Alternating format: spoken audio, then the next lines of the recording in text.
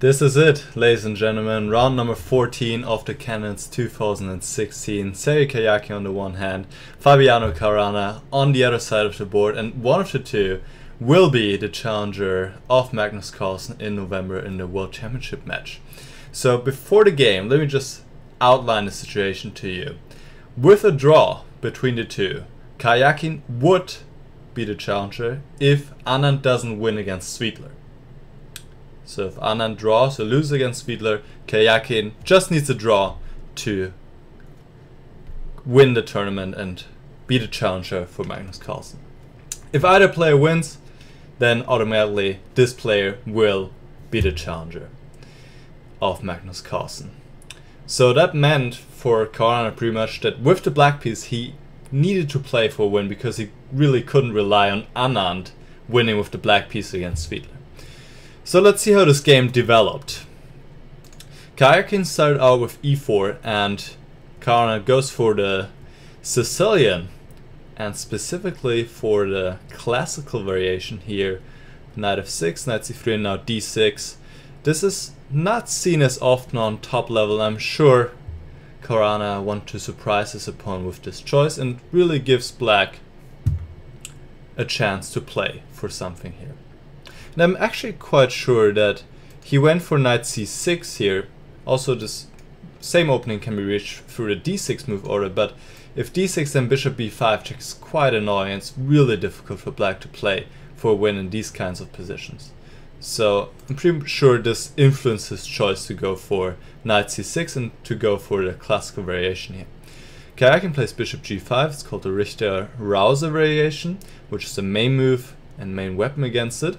e6, queen d2, white is preparing the queenside castle here, and black has many choices here, h6, bishop e7, but bishop d7 is arguably the main move, or most played move at least, I believe. Now f4, and now h6. The main move in this position is b5, but really inserting the moves h6 and bishop h4 doesn't seem to change much here. Now Caruana plays b5. I'm not sure if he had any deeper idea by inserting these moves, but in the end it really doesn't matter, because as we'll see in the game, the pawn moves to h5 anyway. Now white takes on f6, which is quite common in this position.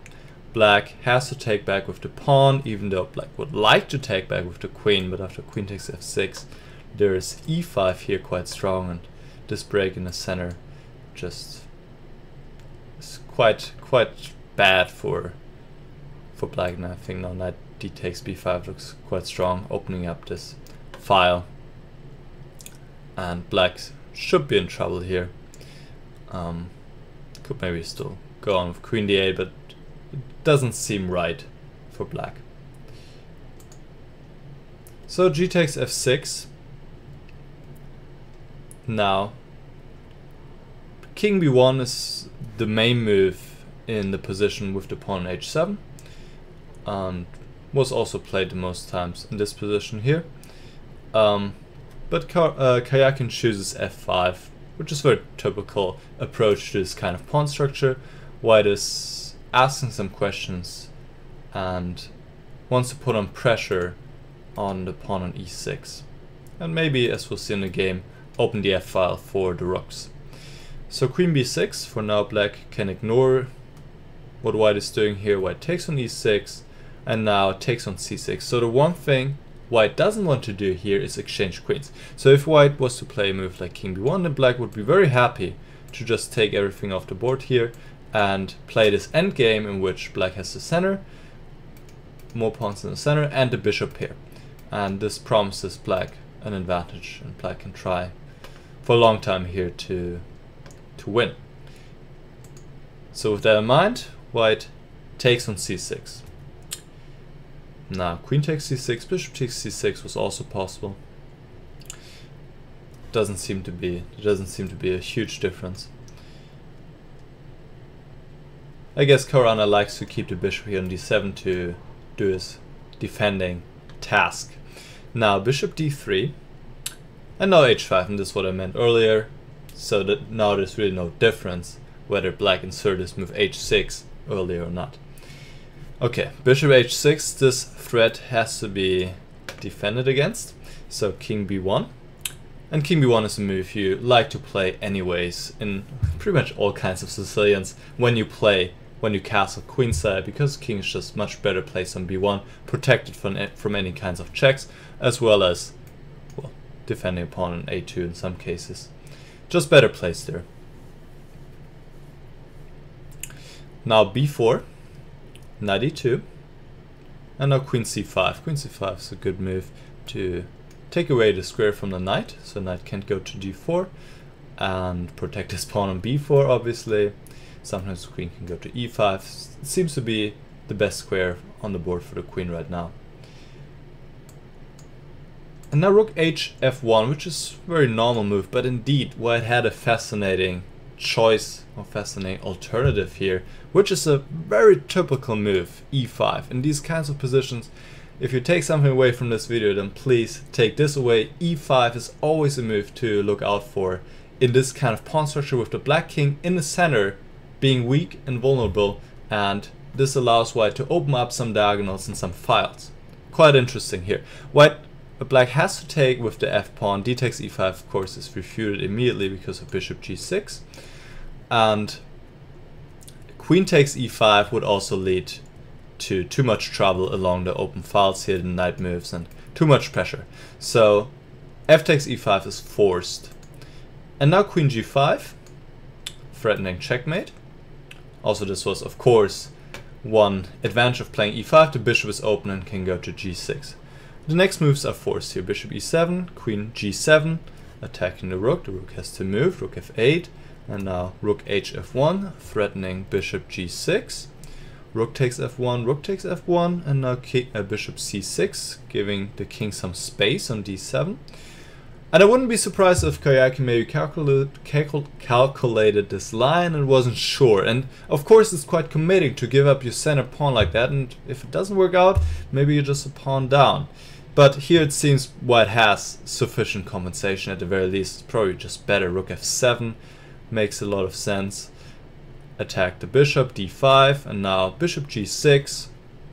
King has to move, and now queen takes e5. White regains the pawn and still has this active rook on the 7th rank. Try to mix up rank and rook here. So this seems to be quite good for white. Instead, Karjakin went for rook h f1, bishop h6, queen retreats to e1, and now Caruana just ignores the threat on this pawn on f6, because if white was to take, then this bishop would definitely become a monster on a long diagonal. So probably the best thing white could do is he immediately give the exchange through this bishop, and this would be again quite unclear. I mean, knight f4 is a little bit better here, and then castle g3. Okay. In all these positions, really the main problem for black is the weak king. I mean, no matter where you put it on the board, whether you castle short or long or keep it in the center, it will always be a target for the white piece, whereas the white king is quite safe. On the other hand, black has the bishop here, and also the center can be an advantage, a trump. So instead of playing rook takes f6, white plays b3. This also gives this bishop a square on c4, where the bishop will be more active than on d3. Now rook g8, g3, now king e7.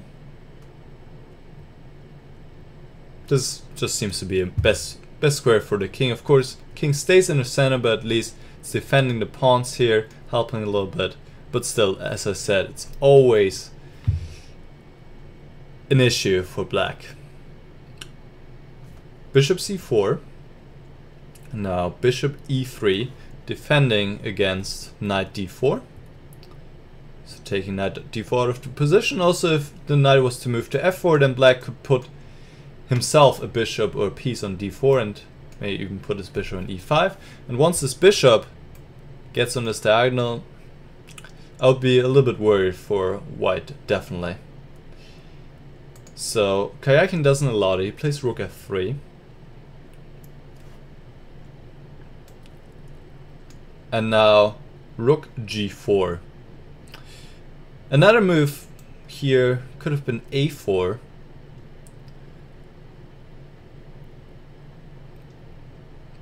And it's also quite interesting. Now let's say knight f4, and a takes b3. And in this variation, the bishop is able to come to d4. On the other hand, white has all the important squares covered, and the bishop is also helping tremendously in the defense here. But it seems a little bit unpleasant for white here. So maybe after a4, not knight f4, but queen f1 instead, and really not allowing this bishop to come to d4. So this was another option black had in this position, but Caruana went rook g4, attacking the pawn on e4, queen f1, counterattack on the pawn on f6, which is quite a good move because it forces the rook away from the a file, where if black plays a4 it would be perfectly placed. And now knight f4, and black takes on f4.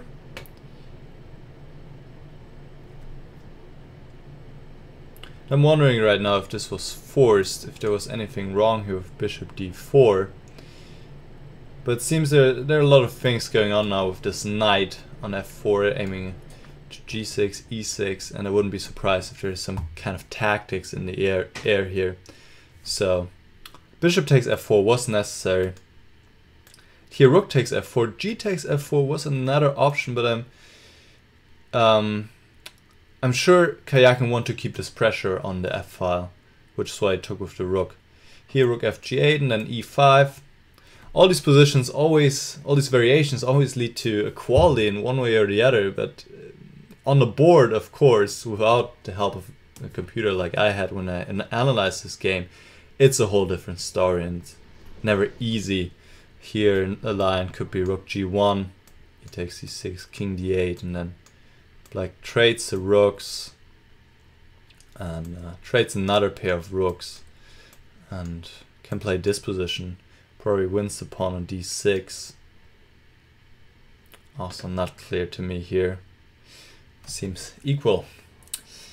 So rook takes f4 was played.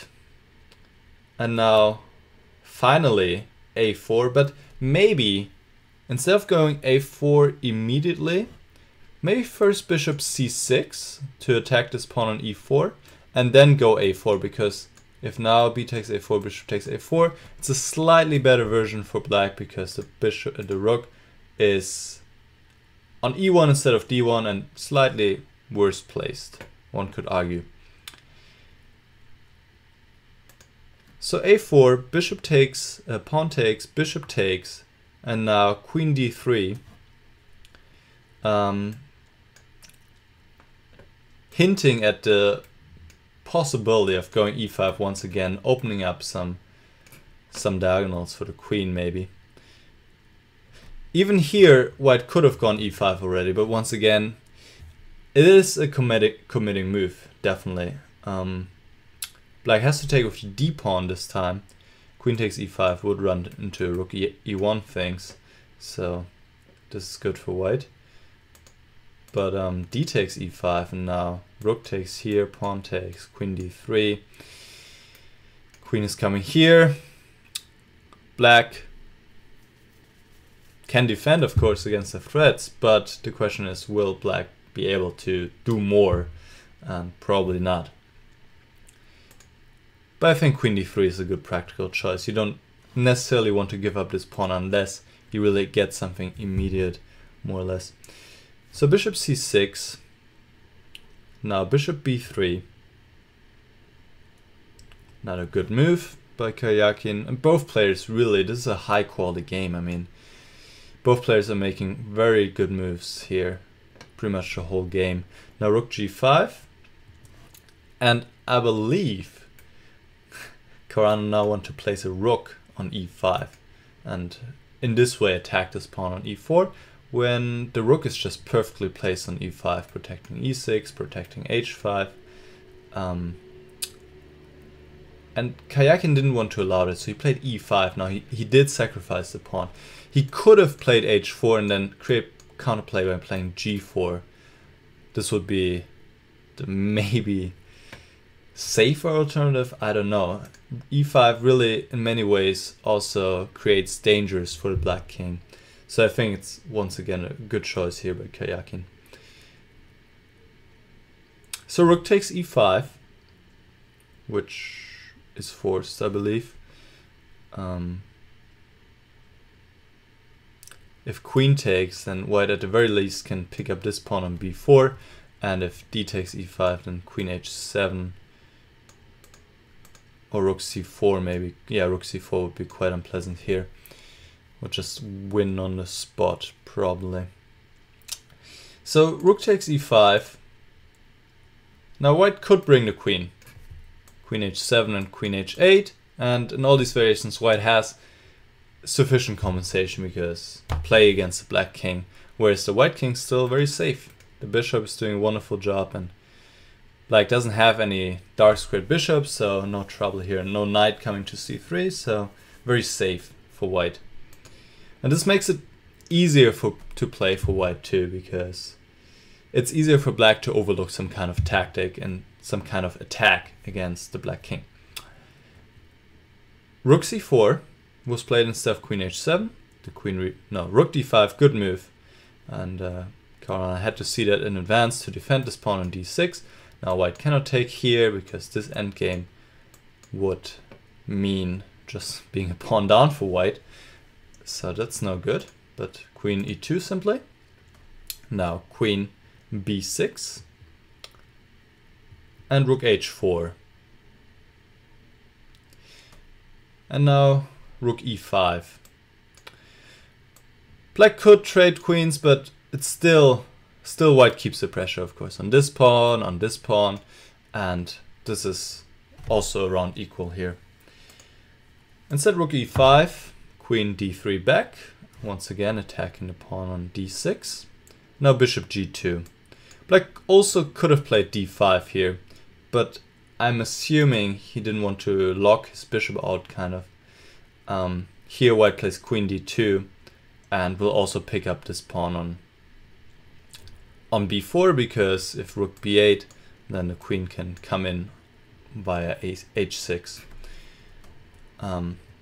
So probably rook g8, rook takes b4, queen c5. Position remains equal. Black can still, of course, play, but it's like I said so many times throughout the video, it's always difficult with the weak king. So black really in all these variations would always like to trade queens, but white will just not allow that. So bishop g2, getting the bishop out of the way to protect the pawn. Rook d4, attacking the pawn one more time, forcing d5, and now queen d2. And here Caruana made a crucial mistake. He played rook e4, which at first sight looks like a very good move, and in fact, if it didn't allow what it does allow, then black would have a great advantage, but it has a flaw. Instead, black should play bishop f3, then rook takes b4, queen c7, rook f1, bishop e2, rook e1, bishop drops back to a6. Once again, position is equal, but I wouldn't think that Karjakin would lose his position here. It's just too much play against the black king. So rook e4. So this is a crucial position of the game and of the whole tournament. So how about you solve this position in case you haven't seen the game yet? I'm asking you to find the right move here for white and to do some calculation and see if you can find what Karjakin was able to find. So please right now stop the video and then see if you can find it. Alright, so rook takes d5 is possible, sacrificing a whole rook to open up the black king. If the rook retreats, then black is just up a pawn, and the rook is once again perfect on e4, bishop h3, and this is great. This is great for black. But rook takes d5 is possible and winning pretty much. E takes d5, queen takes d5. Now the immediate threat is queen d7, checkmate. And the rook cannot defend because then there's another checkmate. So Caruana played queen c7. Rook d4 would be a best move. But going into this endgame and needing a win actually at this point, because Anand at this point had drawn the game, is of course entirely impossible. White is playing for a win, obviously, and has a very good chance to get it. So that was pretty much out of question for Caruana. So he went queen c7, which defends against the threat, but now White simply plays queen f5, and this threat, queen h7, is impossible to meet, more or less. Yeah. Queen c6 could have been played, but now just queen h7, king e8, and bishop. Queen takes h5 first, and then bishop d5, and wins for White. Also, which other moves does Black have? Queen c8.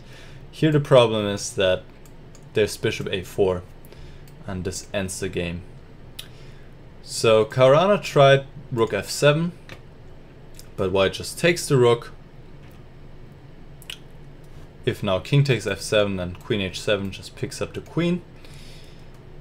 So queen e5, but now rook d7 check, king f8, and rook d8 check, and Caruana resigned, because after king takes f7, there's queen h7 check, king e6, and queen d7 checkmate. And also after king f8, well, king g7 is queen g6 checkmate, and after king e7 is queen d7 checkmate. So best Black could do would be queen e8, which is of course completely lost. Quite a thrilling game at the end. Karjakin wins the game and wins the right to challenge Magnus Carlsen in November for a World Championship. Congratulations to Karjakin. What made his, I think what led to his success in this tournament was his incredible skill of defending worse positions. He had plenty of worse positions. He lost one against Anand, but he defended a lot of them. Also against Caruana in the first leg of the tournament, he was worse, but he defended brilliantly, and this is what earned him the spot. Caruana, on the other hand, played very good tournament, very good, but he left out some chances, and that's what probably is going to bug him, especially against Topalov early in the tournament. And I think he also had some other good positions that he didn't convert, and this is what lacked for him in the end. So Karjakin, challenger of Magnus Carlsen in November. Looking forward to that. I hope you guys enjoyed this analysis as well as my other analysis of previous rounds, and I'll see you again very soon. Goodbye.